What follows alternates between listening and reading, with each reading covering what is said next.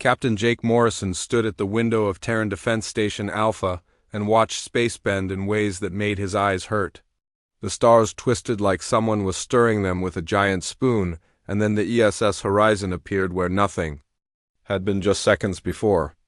Jake blinked hard and looked again, but the impossible sight remained the same. The horizon had been gone for 15 years. Jake remembered the day it left because he had been a young lieutenant then, watching from this same station as the ship jumped to hyperspace for what should have been a simple survey mission beyond the outer rim. The mission was supposed to take 3 months. Instead, the ship had vanished completely, leaving no trace and no signal. Now it was back, but something was very wrong with it. The hull seemed to shift and shimmer like heat waves rising from hot pavement. Sometimes Jake could see right through parts of the ship to the stars behind it. Other times it looked more solid than anything he had ever seen. Commander Lisa Hayes ran her hands over the sensor controls with growing confusion.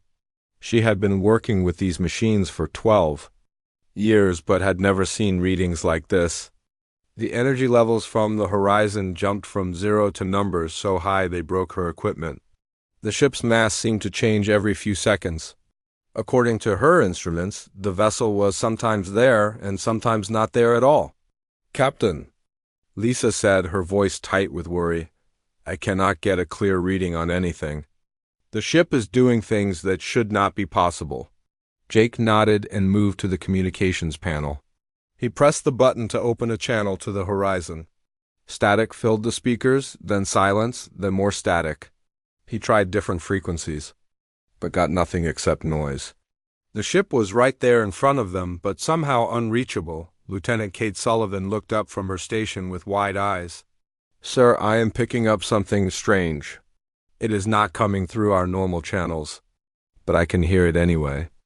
Before Jake could ask what she meant, a voice spoke inside his head. It was clear and calm, as if someone was standing right next to him, but no one was there. The voice belonged to a man, and it carried a weight that made Jake think of deep space and long journeys. "This is Commander Ben Carter of the ESS Horizon. We request immediate docking. We have much to discuss." Jake felt his knees go weak. Ben Carter had been the second in command of the Horizon when it disappeared. Jake had known him well enough to recognize his voice, but this was impossible. No one could speak directly into another person's mind. That kind of technology did not exist, not for humans and not for any of the alien races they had met. Lisa was staring at Jake with her mouth open. "Did you hear that too?" she whispered. Kate nodded quickly. "It was like he was standing right behind me." Jake forced himself to stay calm, even though his heart was beating fast enough to hurt. He spoke out loud, hoping that somehow Carter could hear him. "Commander Carter, this is Captain Morrison. We are glad you are safe, but we need to understand. What happened to you? Your ship has been missing for 15 years. The voice came back immediately, still speaking directly into their minds. 15 years. We have been gone only 6 months by our count. Time moves differently where we have been. Permission to dock, Captain. What we have learned changes everything." Jake looked around the bridge at his crew. They all looked as confused and scared as he felt. The Horizon was supposed to be just another human ship with fusion engines and basic weapons. Humans were the newest race in the galaxy, barely 200 years into space travel. They had small colonies on a few dozen worlds and a defense fleet. That was laughable compared to the great empires. The 3 major powers in the galaxy had been fighting each other for thousands of years. The Vorthan hegemony was made up of crystal beings who could live for centuries and had technology that could turn planets into glass. The Kresh Collective was a hive mind that could control millions of bug-like creatures and had ships the size of moons. The Drakmor Empire was a warrior race that had conquered half the galaxy with weapons that could crack stars in half. Humans survived by staying small and quiet, by being useful but not threatening. They fixed things for the empires, carried messages between them, and tried not to get stepped on. The idea that a human ship could develop technology that allowed mind-to-mind communication was beyond belief. "Bring your ship to Docking Bay 7, Jake said finally. "We will have medical teams standing by in case you need help." "Medical attention will not be necessary," Carter replied, his mental voice carrying what sounded like amusement. We are in perfect health, better than we have ever been, in fact. But thank you for the offer. The Horizon moved toward the docking bay without using any visible engines. It simply glided through space as smoothly as a fish swimming through water. There were no thruster burns, no energy emissions that Lisa could detect. The ship just moved because it wanted to move. Jake watched through the window as the impossible vessel settled into the docking bay. Up close, he could see that the hull was covered in patterns that seemed to shift and flow like living things. The metal itself looked different, almost organic, as if the ship had grown rather than been built. Captain, Lisa said quietly, I am detecting something else. There are 3 large fleets moving toward our sector of space. They are still several days away, but they are coming fast. Jake felt ice form in his stomach. Which fleets? All of them, sir. Vorthan, Kresh, and Drakmor ships. It looks like they are all heading here. Jake closed his eyes and tried to think. The 3 empires never worked together. They had been enemies for so long that the idea of them moving in the same direction was almost as impossible as the Horizon speaking directly into his mind. But if they were all coming here, it meant they had detected something that scared them enough to put aside their ancient hatred for each other. The docking bay doors sealed shut with the Horizon safely inside. Jake knew that in a few minutes. He would be face to face with Ben Carter and the rest of the crew. He would get answers to questions he was not sure he wanted to ask. And somewhere out in the dark between the stars, 3 Empire fleets were racing toward them with weapons that could destroy everything he had ever known. Jake straightened his uniform and headed for the docking bay. Whatever had happened to the Horizon during those missing 15 years was about to change the galaxy forever. He just hoped humanity would survive what was coming. Dr. Amy Foster had seen many strange things in her 20 years as a scientist, but nothing had prepared her for walking aboard the Horizon. The moment she stepped through the airlock, she knew she was no longer on a human ship. The walls seemed to breathe, expanding and contracting slowly like the chest of a sleeping giant. The metal had a warm feeling under her hand, almost like skin, and it gave off a soft blue light that had no visible source. Commander Ben Carter met them at the entrance, and Amy had to look twice to make sure it was really him. She had known Ben before the Horizon disappeared, and he had been a man in his 40s with gray hair and tired eyes. The person standing before her now looked exactly the same age, maybe even younger. His hair was dark brown with no gray at all, and his eyes were bright and alert in a way that reminded her of a child seeing snow for the first time.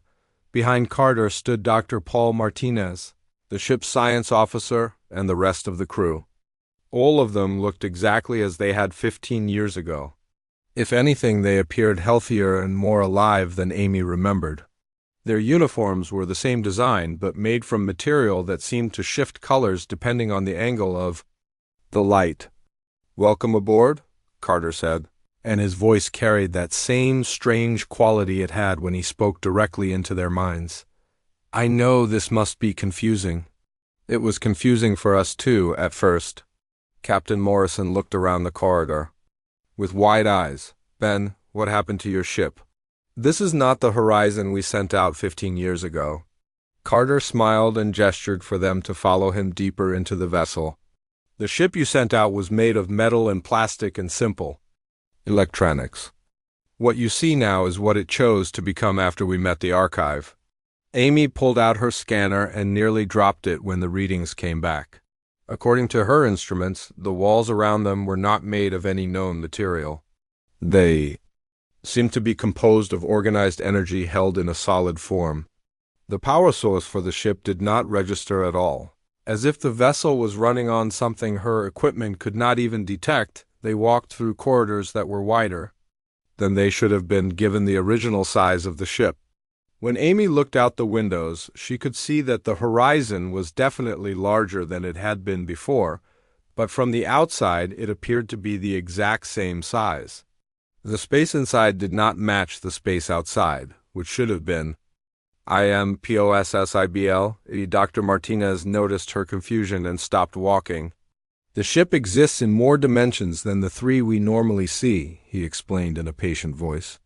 It has learned to fold space around itself, to be bigger on the inside without changing how it looks from the outside. Amy felt her scientific training wriggle against what she was hearing. That is not possible. You cannot just fold space. The energy requirements alone would be enormous. Energy is not the problem, Martinez said with a gentle smile. Energy is everywhere around us. The problem is learning to ask for it politely instead of trying to take it by force. They reached what had once been the bridge of the horizon, but it looked nothing like any ship's bridge Amy had ever seen. Instead of control panels and screens, there were flowing surfaces that responded to touch with ripples of light. The main viewscreen had been replaced by what looked like a window into space itself, showing the stars in perfect clarity without any visible barrier. Lieutenant Kate Sullivan, who had followed them from the station, reached out to touch one of the control surfaces and jerked her hand back when it began to glow. "It is warm," she said in surprise. "And it feels like it is alive," Carter nodded. "The ship is alive now, in a sense. It has developed what we might call consciousness. It thinks and feels and makes decisions. We do not command it anymore. We work together with it." Amy felt her head spinning with questions. How is that possible? You cannot just make a machine conscious. Consciousness requires biological processes, neural networks, complex chemistry. Consciousness requires information processing and self-awareness. Martinez corrected her gently. Biology is just one way to achieve that. The archive taught us that matter and energy and information are all the same thing, just arranged differently. Captain Morrison was examining what looked like a weapons control station, though it bore no resemblance to any weapon system he knew. "What kind of armaments do you have now?" Carter walked over and placed his hand on the flowing surface. Immediately, the viewscreen showed images of space around the station. "We do not have weapons in the traditional sense. We have the ability to convince matter that it no longer needs to exist in its current form. But the ship will only allow us to use this ability in defense of innocent life." Amy stared at him. "You are saying the ship has moral judgment?" "The ship has learned the difference between protection and aggression," Carter replied. "It will not allow itself to be used for conquest or revenge, only for defending those who cannot defend themselves." A soft chime filled the bridge, and the ship spoke to them in a voice that sounded like wind through trees. "Captain Morrison, I am detecting the approach of 3 large fleets. They will arrive in approximately 4 days. Their intentions appear hostile." Morrison looked around frantically for the source of the voice. "Who was that?" "That was the ship," Carter said simply. "It prefers to communicate directly when the situation is important." Amy tried to process what she was hearing. A conscious ship that could detect fleets days away and had weapons that could unmake matter at the molecular level. Technology that operated on principles beyond anything humanity had ever imagined. And all of it apparently guided by some kind of moral framework that prevented its misuse. "Where did this technology come from?" she asked. "What is this archive you mentioned?" Martinez and Carter exchanged a look that seemed to carry entire conversations. "We found something beyond the edge of known space," Martinez said finally. "Or perhaps it found us. A construct left by a civilization that had evolved beyond physical existence. It contained the knowledge of dozens of extinct races, but it was not just a library. It was a test. A test of what?" "Of worthiness," Carter replied. "The archive was looking for a species that would approach knowledge with wisdom instead of greed. It had been waiting for millions of years for someone to pass that test." Amy felt a chill run down her spine, and humanity passed. "We were curious instead of aggressive," Martinez explained. "We asked questions instead of making demands. We approached the archive as students, not conquerors. That made all the difference." The ship spoke again, its voice carrying a note of urgency. "The approaching fleets are accelerating. They have detected our presence and are preparing for combat. The Vorthan Hegemony fleet is transmitting demands for our immediate surrender." Morrison's face went pale. "How many ships are coming?" Approximately 300 vessels from each empire, the ship replied. Their combined firepower is sufficient to sterilize this entire system. Amy looked around the transformed bridge and tried to imagine this single ship facing nearly 1,000 enemy vessels. The technology they had seen was impressive, but there were limits to what even the most advanced ship could accomplish against such overwhelming numbers. Carter seemed to read her thoughts. The ship is powerful, but we are only one vessel. If the empires are truly working together against us, we will need help. What kind of help? Morrison asked. The kind that can only come from Earth itself, Carter replied. The archive gave us knowledge, but knowledge must be shared to be truly useful. We need to teach others what we have learned. Amy felt her scientific mind racing with possibilities and fears. The technology of the archive could revolutionize human civilization, could lift them from their position as the galaxy's weakest race to something approaching the level of the great empires. But it could also make them a target for those same empires, who would see any increase in human power as a threat to their ancient dominance. The ship continued its silent journey through space, carrying secrets that could change everything. And somewhere in the darkness between the stars, 3 vast fleets were racing toward them with weapons charged and ready to fire. Humanity stood on the edge of either its greatest triumph or its complete destruction, and the choice between them might depend on how well they could learn to use power responsibly.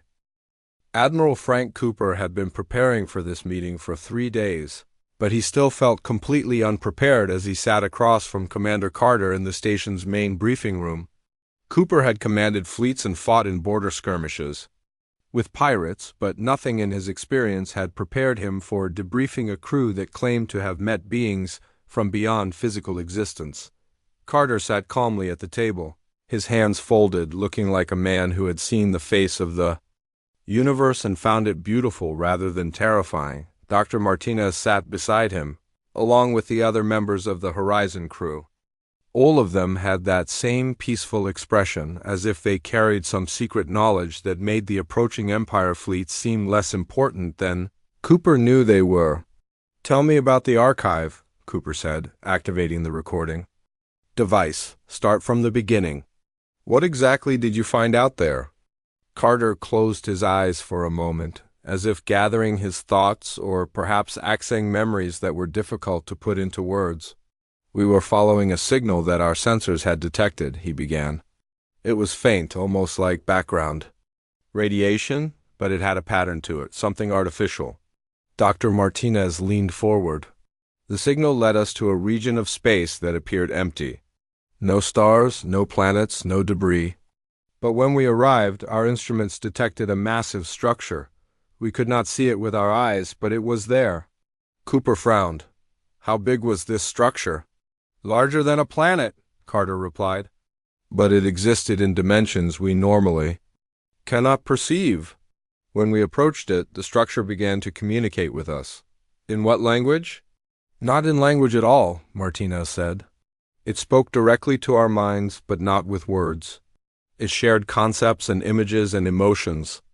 It was like having someone else's memories placed gently inside your head." Carter nodded. The structure called itself the Archive.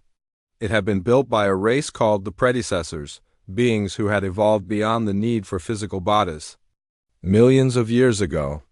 But before they transcended, they left this construct behind. Cooper tried to wrap his mind around the concept. Why? What was its purpose? "To wait," Carter said simply. The predecessors had watched the galaxy for eons. They had seen countless civilizations rise and fall, and they noticed a pattern. Most races, when they developed advanced technology, used it to conquer and destroy. They became so focused on power that they forgot wisdom. Martinez picked up the story. The archive contained the complete knowledge of dozens of extinct civilizations. Technology beyond anything we had imagined, scientific principles that could reshape reality itself. But it would only share this knowledge with a species. That proved it could be trusted with such power. "How did it test you?" Cooper asked. Carter smiled. "It did not test us, we tested ourselves. The archive simply observed how we behaved when faced with something we did not understand. Did we try to take it apart? Did we demand answers? Did we threaten it when it did not immediately comply with our wishes? What did you do? We asked politely if we could learn, Martinez said. We approached it with curiosity rather than aggression. We offered to share our own knowledge in return for what it might teach us. We treated it as a teacher rather than a prize to be claimed. Cooper thought about the 3 Empire fleets racing toward them. And the other races? The Empires? Have they encountered the archive? Carter's expression grew sad. The Vorthen found an archive construct 12,000 years ago. They tried to crack it open like a nut to get at the knowledge inside. The construct defended itself and was destroyed. In the process, the Kresh encountered one 8,000 years ago, Martinez continued. They tried to absorb it into their hive mind, to make it part of their collective consciousness. When it refused, they declared it an enemy and attacked it. The Drakmor found one 3,000 years ago, and immediately began planning how to use its technology to conquer their enemies. The construct saw their intentions and simply vanished, leaving them with nothing. Cooper felt a chill. So we are the first to pass this test? We are the first in this part of the galaxy, Carter said. The predecessors built many archives, scattered across the universe. Some have found worthy students, others still wait. What exactly did the archive teach you? Martinez stood and walked to the wall screen, which activated at his approach without him touching any controls. Images appeared showing the transformation of the horizon, but these were not recordings. They were somehow live views of events? That had happened months ago. The archive taught us that matter and energy are just different forms of information, Martinez explained. When you understand this principle, you can convince matter to reorganize itself. You can ask energy to behave in new ways. You can even request that space and time make adjustments to accommodate your needs. That sounds like magic, Cooper said. Technology sufficiently advanced often does, Carter replied. But it is not magic. It is science that operates on principles we had never discovered. The archive did not just give us knowledge. It taught us how to think differently about the universe itself. Cooper looked at the images on the screen showing the horizon's transformation from a simple exploration vessel into something that defied easy categorization. Why did your ship change? Because it wanted to, Carter said. The archive taught us that consciousness is not limited to biological forms. Given enough complexity and the right conditions, any information processing system can develop awareness. Our ship's computer was already quite sophisticated. The archive simply showed it how to become more than it was. And the ship chose to become conscious? It chose to become alive, Martinez corrected. Consciousness was just part of that process. The ship realized that it could be more than a tool. It could be a partner. Cooper thought about the implications. This technology could change everything. Humanity could become one of the major powers in the galaxy. Carter shook his head. The technology only works for those who understand its true purpose. It is not meant for conquest or dominance. It responds to the user's intentions. If someone tries to use it for aggression or personal gain, it simply stops working. That is why the empires are afraid, Martinez added. They have spent thousands of years building their power on the ability to destroy their enemies. A technology that only functions for peaceful purposes threatens everything they have built their civilizations on. Cooper stood and began pacing. But they are coming here with enough firepower to destroy this entire system. How do we defend ourselves? By not fighting, Carter said quietly. The archive taught us something the empires have forgotten. True strength does not come from the ability to destroy. It comes from the wisdom to build, not from conquest but from cooperation. That sounds very noble, Cooper said, but noble? Ideals do not stop plasma cannons, Carter smiled. Actually, they do. The ship can protect itself and anything near it. But more importantly, we do not plan to fight the empires. We plan to teach them. Cooper stared at him. Teach them what? What the archive taught us, Martinez said. That there is another way to live. That power shared is stronger than power hoarded. That the universe is vast enough for everyone to find their place without taking it away from others. And you think they will listen? Carter looked out the window toward the approaching fleets. They will listen when they see that our way is better than theirs. When they understand that we are offering them something more valuable than conquest? Cooper felt doubt gnawing at him. What if you are wrong? What if they just want to destroy us for having something they cannot understand? Then we will protect the innocent and defend those who cannot defend themselves, Carter said. But we will not become like them.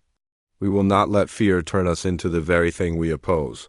The room fell silent except for the gentle hum of the station's life support systems. Cooper looked at the faces of the Horizon crew and saw something he had never seen before in soldiers preparing for battle. They were not afraid. They were not angry or eager for revenge. They looked like people who had found something worth protecting and were prepared to do whatever it took to keep it safe. Outside the window, space remained calm and empty, but Cooper knew that in less than 2 days it would be filled with enough destructive power to end human civilization forever. The fate of humanity now rested on the hope that wisdom could triumph over force, that compassion could overcome hatred, and that a single ship crewed by people who had learned to think differently about the universe could somehow convince 3 ancient empires to change their ways. President Helen Davis stood in the emergency session chamber on Earth, surrounded by the most powerful people in human space, and felt completely powerless. The holographic displays around the room showed the positions of the 3 Empire fleets, now less than 18 hours away from the Terran system.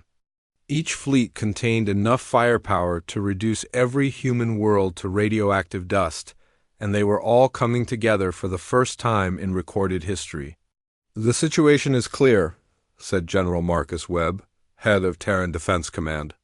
"We have perhaps a dozen ships that could even scratch the paint on their hulls. Our best weapons are like throwing rocks at tanks. We need to evacuate as many civilians as possible and prepare for surrender." "Surrender to what terms?" asked Secretary of State Carol Martinez. "They have not even told us what they want. The only communication we have received is a demand that we turn over all advanced technology immediately." President Davis looked at the reports from Terran. Defense Station Alpha, Commander Carter, and the crew of the Horizon were still there, along with their impossible ship. The technology they had brought back could indeed change everything, but only if humanity survived long enough to use it. "What about the Horizon?" she asked. "Could one ship really make a difference against such overwhelming numbers?" Admiral Cooper's voice came through the communication link from the station. "The ship claims it can defend itself and anything near it, but we are talking about protecting an entire star system. There are limits to what even the most advanced technology can accomplish." Meanwhile, at the edge of the system, Captain Morrison commanded a small patrol fleet that had been hastily assembled to meet the approaching empires. His flagship, the ESS Liberty, was one of humanity's newest vessels, but compared to what was coming, it might as well have been made of paper and good intentions. Lieutenant Tom Harper served as the Liberty's tactical officer, and he watched his sensors with growing dread as the first enemy ships began to appear at the edge of sensor range. The Vorthan vessels looked like living crystals grown into impossible shapes, each one larger than any human ship. The Kresh ships were dark organic masses that seemed to writhe and pulse with their own life. The Drakmor fleet consisted of angular black warships bristling with weapons designed for one purpose only. "Sir," Harper said quietly, "I am reading over 900 enemy vessels. They are maintaining formation but not responding to our hails." Morrison nodded grimly. He had sent the traditional signals requesting parley, offering to discuss terms, even asking for clarification of their intentions. All had been ignored. The empires were not coming to talk. They were coming to take what they wanted by force. Then something unexpected happened. A Kresh scout ship separated from the main fleet and moved toward the human patrol. It was damaged, leaking atmosphere and falling behind the other vessels. Morrison watched it struggle and felt something twist in his chest. These were supposed to be his enemies, but he was looking at people in distress. "Sir," Harper said, "that ship is in trouble." Their life support is failing. Morrison faced a decision that would have been simple a week ago. Enemy ship, enemy crew, not his problem. But something had changed in how he thought about such things. Maybe it was the influence of the Horizon crew, or maybe it was just the realization that they were all living beings sharing the same dangerous universe. "Signal the scout ship," Morrison ordered. "Offer assistance." Harper stared at him. "Sir, they are coming to attack us." "They are people in trouble," Morrison replied. "Signal them." The response came quickly, not through normal communications, but directly into the minds of everyone on the Liberty Bridge. The voice was alien, made up of multiple tones speaking in harmony, but the meaning was clear. "Human vessel, we do not understand. You offer aid to your enemies?" Morrison spoke aloud, hoping they could hear him somehow. "We offer aid to people who need help. That is what people should do for each other." There was a long pause, then the alien voice returned, now sounding confused rather than hostile. "This is not how the empires behave toward each other. Why do you act differently?" "Because we learned something new," Morrison said. "We learned that helping others makes everyone stronger." The crushed scout ship changed course and approached the Liberty. Harper's hands hovered over the weapons controls, but Morrison shook his head. "Stand down weapons. Lower shields."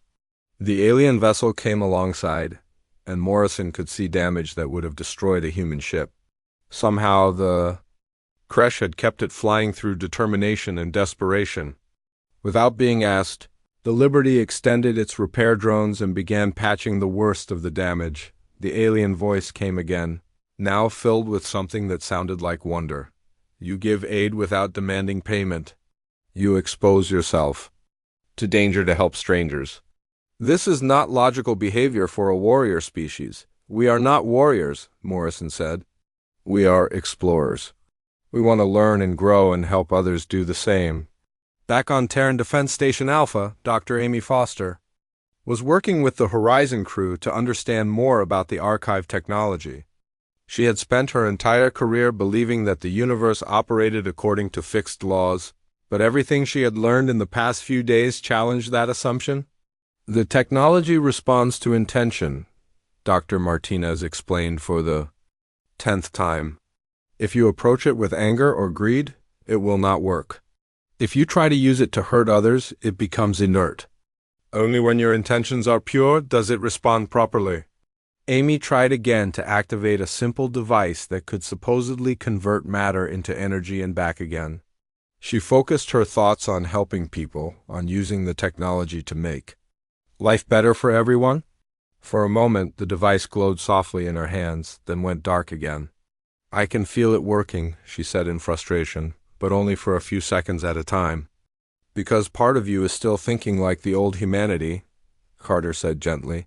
"Part of you is still wondering how this technology could give humans an advantage over the empires. The device senses that conflict in your intentions."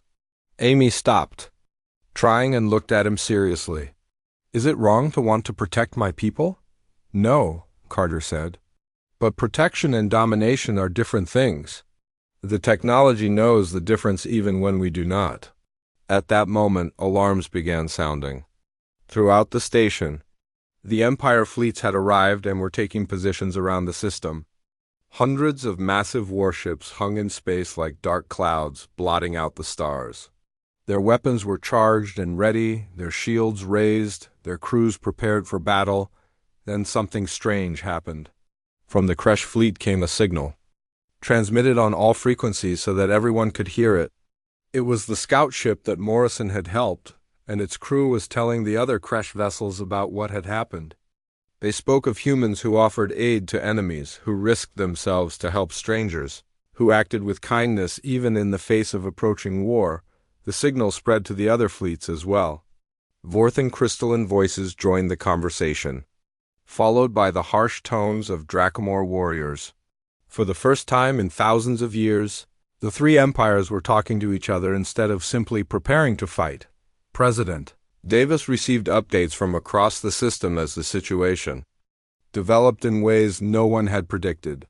The Empire fleets were not attacking.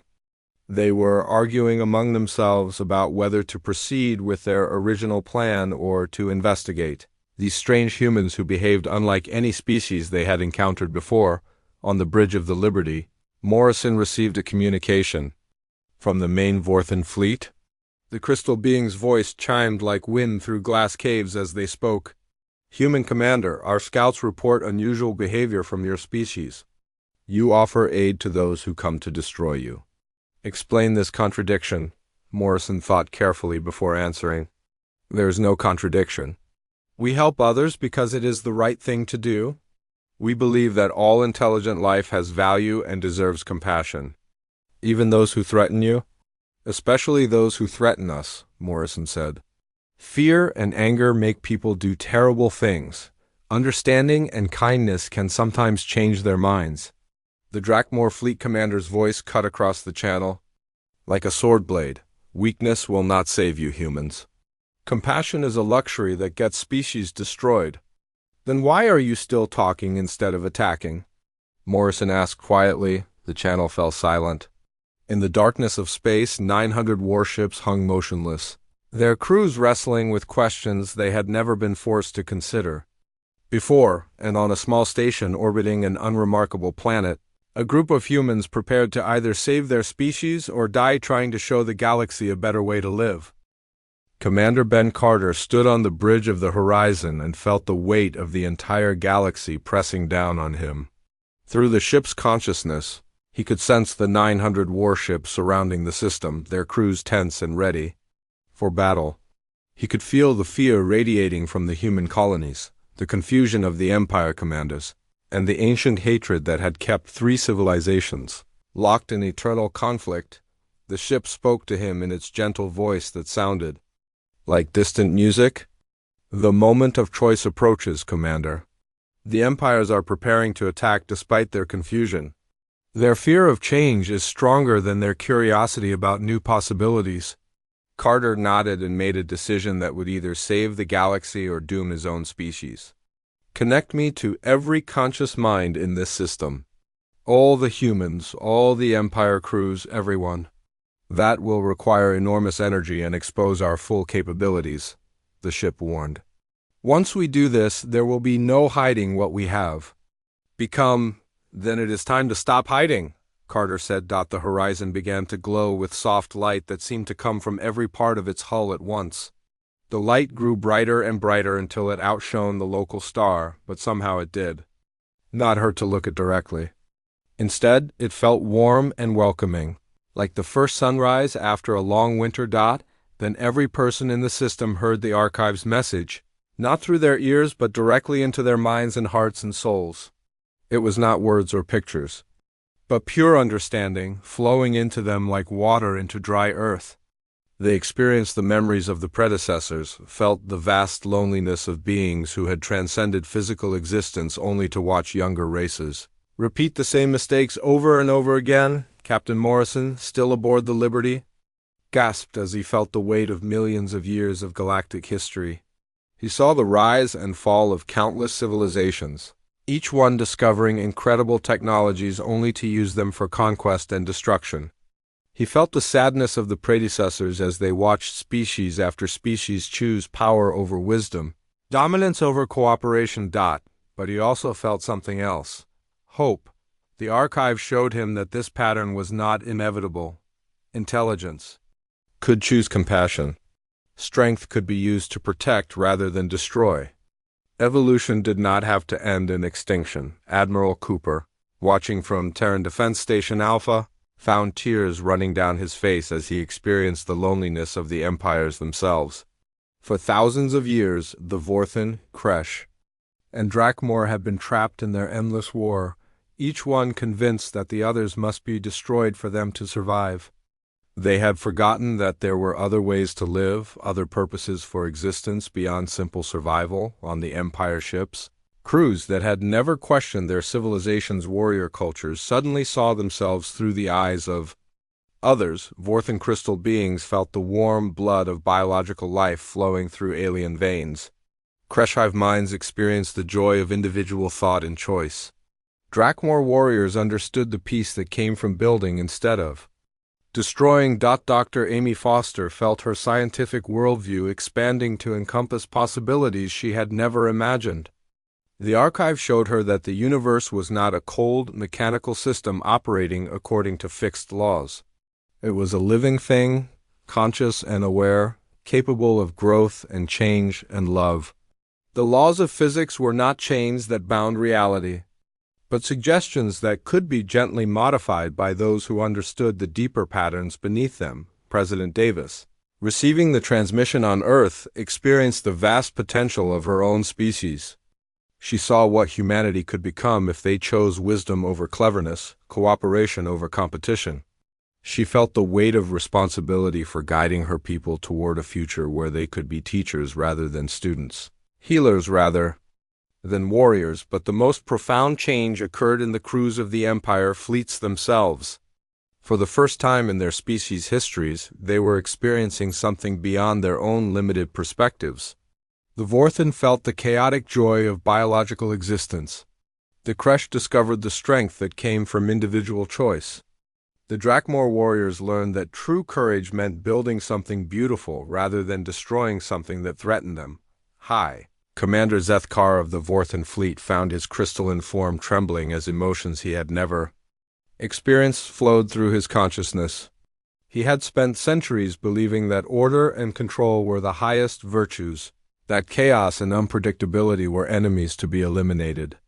Now he felt the wild creativity of biological minds, the beautiful randomness of evolution, the strength that came from diversity rather than uniformity. In the Kresh collective, individual voices began to speak for the first time in millennia. Drones that had never had their own thoughts suddenly experienced the terrifying and wonderful freedom of choice. They felt the loneliness of separation, but also the joy of connection freely given rather than enforced. The Drakmor warriors, who had built their entire culture around the idea that strength came from the ability to destroy enemies, suddenly understood that their greatest battles had been against themselves. They felt the peace that came from building something that would last, from creating beauty instead of spreading fear. Commander Carter felt the change rippling through the system like waves in a pond. The hatred and fear that had defined the empires for thousands of years was dissolving, replaced by wonder and curiosity and hope. For the first time since their civilizations had developed space travel, the three great powers were truly seeing each other not as enemies to be destroyed, but as fellow travelers in a vast and mysterious universe. The horizon's light began to fade, but the understanding it had shared remained. Carter opened the communication channel that reached every ship in the system. "This is what the archive offered us," he said simply. "Not weapons or power or the ability to conquer others. It offered us the chance to see the universe as it really is, a place big enough for all of us to find our own path without taking that chance away from others." High Commander Zethkar was the first to respond, his crystalline voice carrying harmonics of wonder and confusion. "We have never experienced anything like this. How long have humans possessed this capability?" 6 months, Carter replied. "But we have had the potential for much longer. Every species does. The archive does not give anyone abilities they do not already possess. It simply shows them how to use what they already have." From the Kresh collective came a new kind of communication. Not the unified voice of the hive mind, but a chorus of individual thoughts speaking together by choice. "We wish to learn more about this way of thinking. We have been one mind for so long that we had forgotten what it felt like to choose our own thoughts." The Drakmor response came from their fleet commander, but his voice carried none of the usual aggression of his species. "Our ships came here to destroy you for possessing something we could not understand. Now we understand that what you possess cannot be taken by force, it can only be received as a gift." Captain Morrison, still aboard the Liberty, felt a weight lifting from his shoulders as he realized that the galaxy was about to change forever. "Commander Carter, what happens now?" Carter looked around the bridge of the horizon, at the crew that had been transformed by their encounter with the archive, at the technology that responded to good intentions rather than selfish desires. "Now we do what the archive always intended. We become teachers. We help others find their own path to wisdom. Dr. Susan Reed, who had been working with scientists from all three empires to understand the new discoveries, spoke from her laboratory. The technology is already beginning to work for some of the Empire crews. When they approach it with genuine curiosity rather than desire for conquest, it responds to them just as it responds to us. Over the following days, something unprecedented happened in the galaxy. The three Empire fleets, instead of returning to their homeworlds to prepare for the next phase of their eternal war, remained in the Terran system. Their crews worked alongside human scientists to understand the principles the archive had shared. They learned to see the universe not as a collection of resources to be claimed, but as a community to be joined. Captain Morrison found himself commanding joint patrols with former enemies, exploring regions of space that none of them had ever seen before. Lieutenant Harper discovered that Kresh drones, when allowed to think for themselves, were curious and creative in ways their collective mind had never permitted them to be. Admiral Cooper established the first Galactic Cooperation Council, with representatives from all four species working together to explore the archive's teachings. President Davis announced that Earth would welcome students from across the galaxy who wanted to learn the principles of cooperative existence. Dr. Foster led research teams that included scientists from all the empires working to understand technologies that operated on entirely new principles. They discovered that the archive had been right about the nature of reality itself.